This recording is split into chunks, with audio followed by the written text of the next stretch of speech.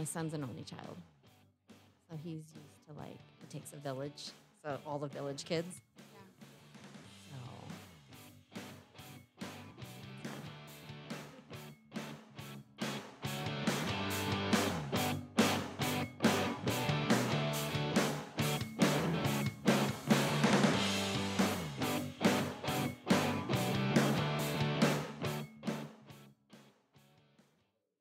Hello, everyone. Sorry for some technical difficulties today. So we're starting a little bit late with Desert Valley City Talk. But welcome back. I'm Amanda Diaz from Desert Valleys, and I'm here with Miss Nerissa from the city of Ridgecrest. And I'm going to let her introduce herself real quick. So who you are, what you do, and your favorite summer activity.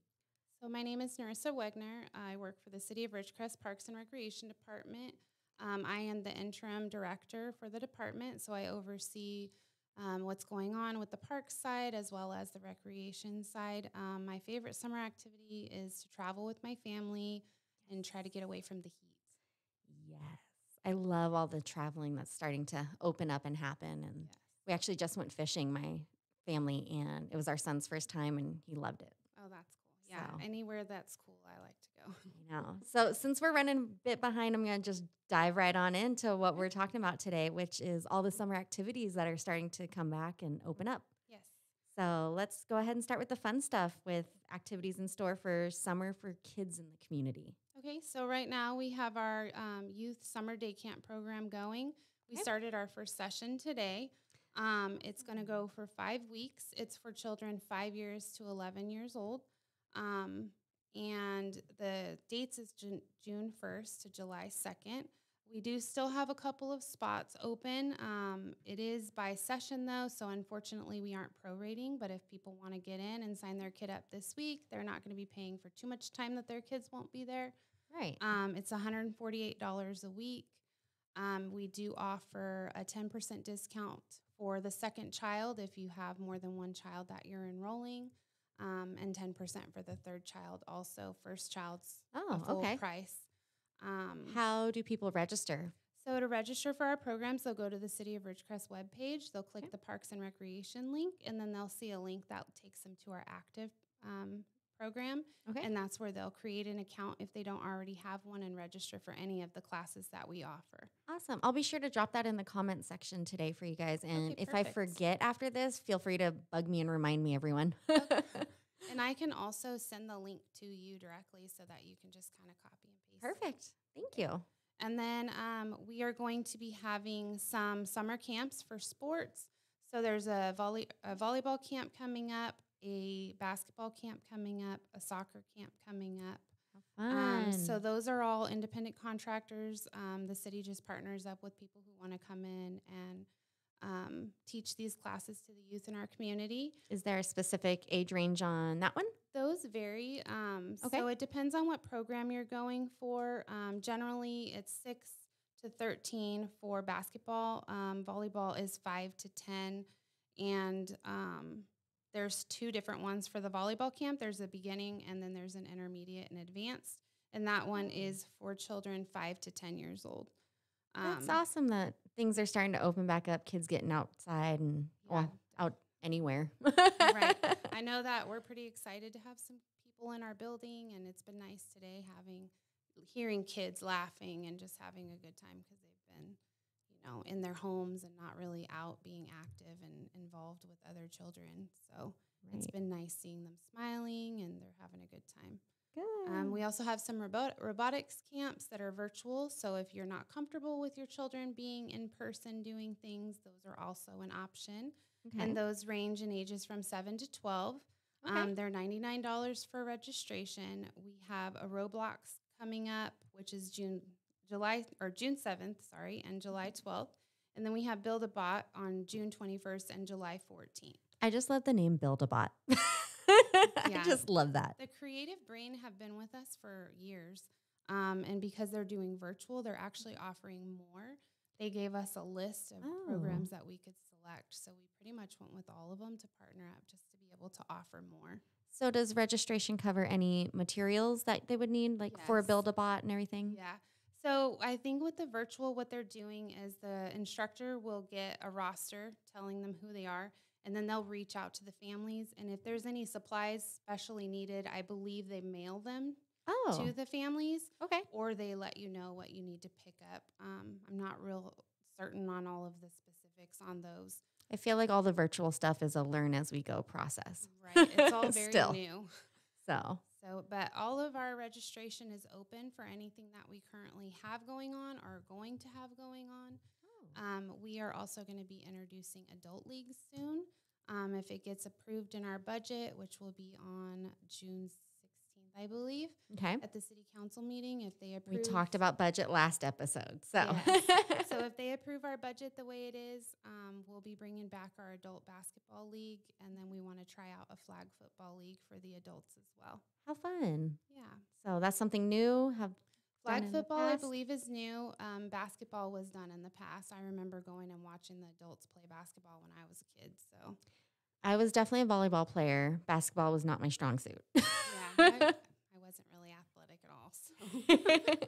And then the splash pad is open. Yes, splash pad's open. There's not really an end date for it. It's based on the weather. So once it starts to hit too cold at night, that's when we have to shut it down so the pipes don't freeze. It's open 7 days a week, though, from 9 a.m. until 7:30 p.m. I never knew there was like actual open times. Yeah. Okay. So we have it set on a timer. So if you show up before then, it's not going to turn on when you touch the pad until the time that it's set to come on. Okay. And then we have the bathrooms outside, so that's really convenient now. So people don't have to worry if the Carnegie Center isn't open. Are they just open and They're on a timer too. Oh, so, okay. Yeah, you can just go in during the times that they're set to be open, and then at the time that they close, which is when the splash pad closes down, the doors will just automatically lock. Fancy around here. Yeah, so it's really nice. It's convenient because I know when we first opened the splash pad, we didn't have the restrooms outside yet. One question I did have that was sent in early is birthday parties or anything like that. Is that available at the splash pad? First come, first serve? It is first come, first serve. We don't have any type of rental procedure yet in place for that, but it is definitely something that we may start to look at, especially because we're getting more and more people inquiring about having birthday parties out there. But yeah, for the time being, it's just show up and have your party. Awesome. That's fun. Yeah. So let's go ahead and talk more about the day camp programs. So session 1 started, and I'm going to go a little off script, but we were talking about how the kids are in separate classrooms type things. Yes. So we have 2 groups right now. Our max capacity is 40 kids during the summer.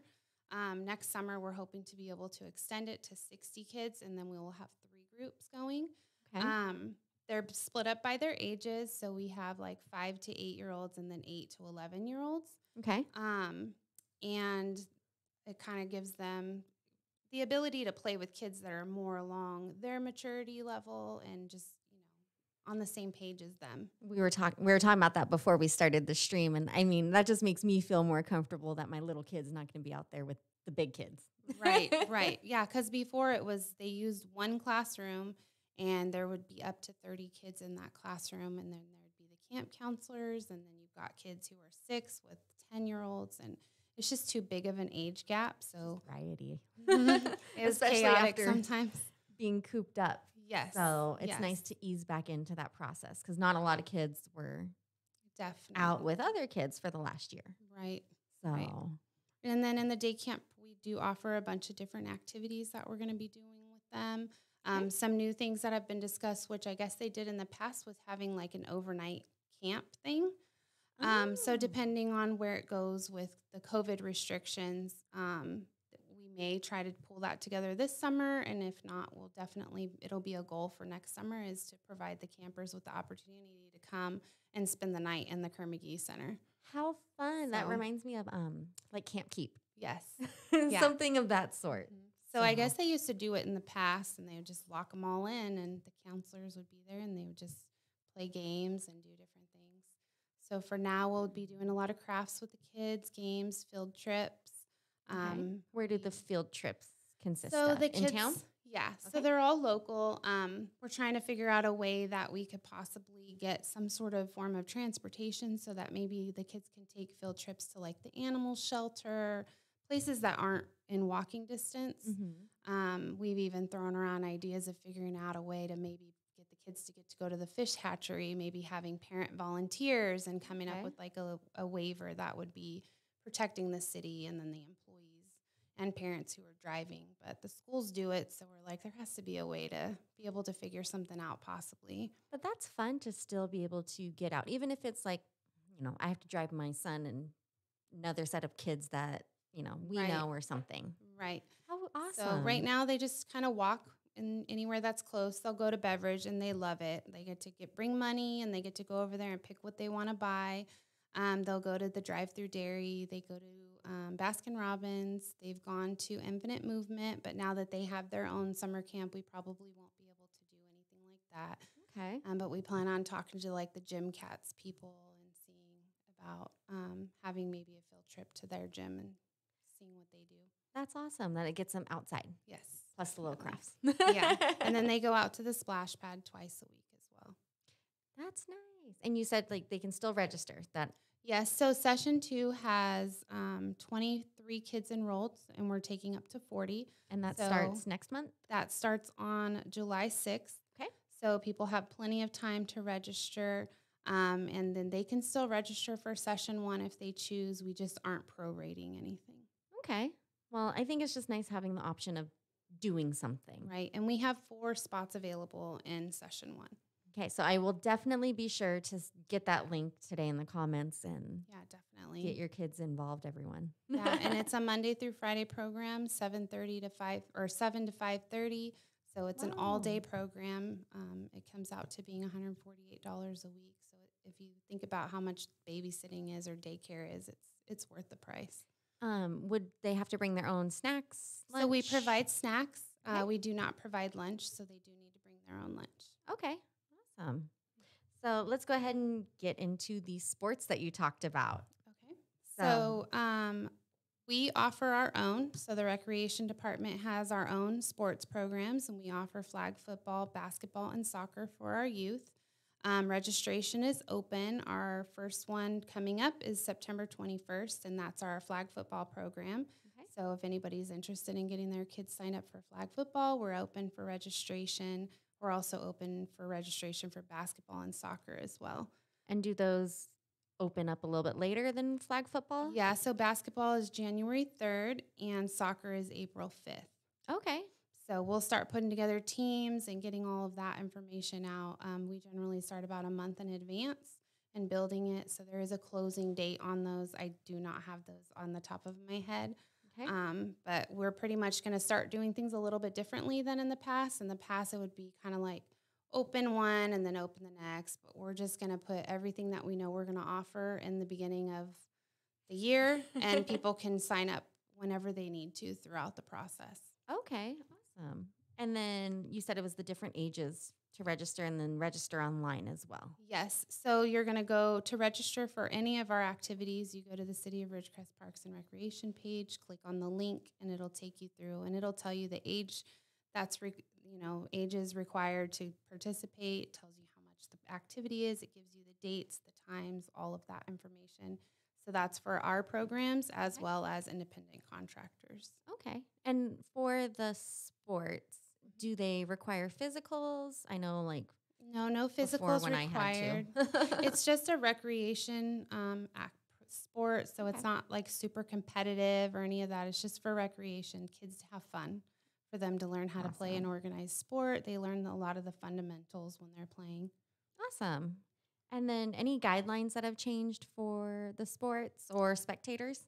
So outdoor is allowed. Obviously, they just ask that you practice social distancing still, masks, no large groups. If you're, minimum of 2 households, I believe is what it is. Indoor still has not opened up yet. June 15th is when it's supposed to open up. So we're going to hold our camp. We're going to have people wearing masks if they're not participating in the sport. Okay. And then on June 15th, as long as all those restrictions go away, everyone will just be able to be in there. I think it's just nice to have something to go do. Yes. My son, he just completed baseball. It was he's a little guy. He's on Shetland. So it was nice to just have that bit of normalcy. Right. So it's good for the kids to get out and have somewhere to go. And yeah, just for kids to run. Right. Exactly. Burn their energy. Now, the Kerr-McGee also has some recreational activities. Yes. So currently we're open. We are limited on employees. We only have 3 full-time employees right now, and then our day camp counselors. So please bring your patience, everybody. Yes. So the 3 full-time people are trying to do their best to finish their day-to-day functions as well as run the building, which is normally done by our gym attendants, but we have none. We lost them all due to COVID. Okay. So we're in the rehiring process so that once we get the okay to open, we can fully open. It just may take us a little while to get completely there. But right now we are offering racquetball by reservation, and we are offering pickleball by reservation. Now, what is pickleball? So pickleball is basically indoor tennis. Oh, okay. It's 2-on-2 or 1-on-1. I loved your little graphic of the pickle, and I was like, okay, I just love this. It's a really big thing amongst like kind of the older generation. Okay. So it's huge. Like they love it. We're actually trying to plan on possibly putting in a pickleball court outdoors so that people have more access to doing it when we can't offer it inside. But we'll still offer it inside because of the weather that we have as much as we can. And then starting June 16th, we're hoping to be able to open up open gym. That's exciting. Yes, we get calls all the time. Everybody's like, when are you going to open? We want to play basketball. We're trying. Okay. Everybody just be patient. We're trying. But definitely June 16th, if all the mandates are lifted, then we can open up for open gym as often as we're able to. Okay. Unfortunately, we only have one gymnasium, so it really just depends on availability. And that'll have a schedule or? It's kind of more, it's always been on like call in and see if we have it each day because things change. We get reservations in the gym, stuff's going on. I would love to be able to just have like a regular schedule, and maybe sometime down the road we can get there, at least during the summertime when all the kids are out of school, because the teenagers love to come and play. Awesome. Well, that's just nice to know. Like, yeah. And we also have Zumba going on now. That's newer. They did Zumba when I first started working with the city. So that it's been about 3 or 4 years since we've had any Zumba classes, but we have a Zumba instructor there. So she teaches Zumba every Friday from 9 a.m. to 10 a.m. And that's open. And that's a drop-in. I could go this Friday? Yes. What? And it's a drop-in. It's $5. So, yeah, you don't have to have an appointment for that. Okay, good to know. Yeah. Get my Zumba on. We haven't done karate or aerobics yet. We're still working on finding out when those instructors want to come back and if they want to come back. So possibly more to come June 16th. Definitely. Fingers crossed. Definitely. And we are looking for instructors. If anybody wants to come in and teach some classes, they can basically partner up with the city, and there's a split.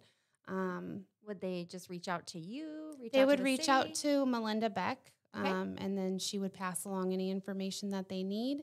We've offered things like cooking, knitting, really anything that you're interested in. You will have to go through an application process, so we'll ask you all the information, but you choose your hours, you choose your days, you choose your fee. We basically just help you with the enrollment, the location, and, just advertising and things like that.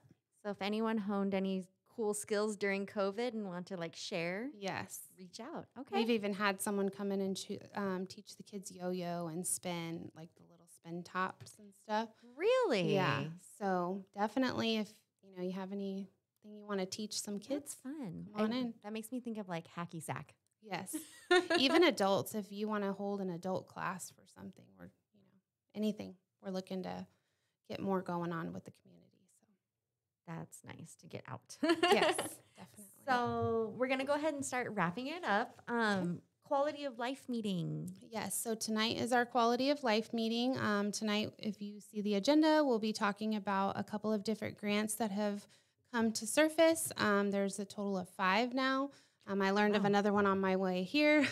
So we're looking we're looking into them to see what, projects are eligible, if the city qualifies. There's a lot of parameters with the different grants that are out there. Are any of those grants for a pool? So we have submitted. I know that's a big question it for is, everybody. Definitely. So we have submitted the SPP grant already, which was our grant for the pool, which was up to $8 million.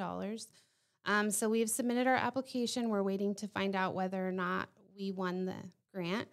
Okay. We won't find that out. We're hoping July, but it could be a little bit later in the year, maybe like between. Speaking of that, I just saw that Burroughs swim team won the title. Oh, nice. Without access to a pool. Yes. I think that is so amazing for our local community. Definitely. And it kind of like highlights. Yes. Hopefully maybe. And the city is talking about Plan B. We are looking into other grants. If there's a grant that comes up that is pool eligible, then definitely Penny Pool is not going to stop with the SPP grant if we are denied that grant. Well, that's just great to know that you guys are pushing forward with it. Yes, definitely. We've been working hard and thank you. Held a lot of meetings and getting a bunch of community input. So, okay. And is Quality of Life open to the public? Is it online? So it's both. You can log on through WebEx. It's not like live on the TV or anything like the city council meetings are, but they can go on through WebEx or they can call in or you can show up in person. They're in the council chambers at 5:30. Okay. And guidelines, masks, social distancing? Just anything? Social distancing. Masks are recommended. Okay. Good to know. Yep. So if anyone wants to join, go ahead and stop by tonight at 5:30. Yes. And thank you again for being here today. Of course, thank you. I look forward to seeing all the rest of the summer activities coming up. And I hope to see all your kids out there. Have a great night, guys. Happy Tuesday. Thank you.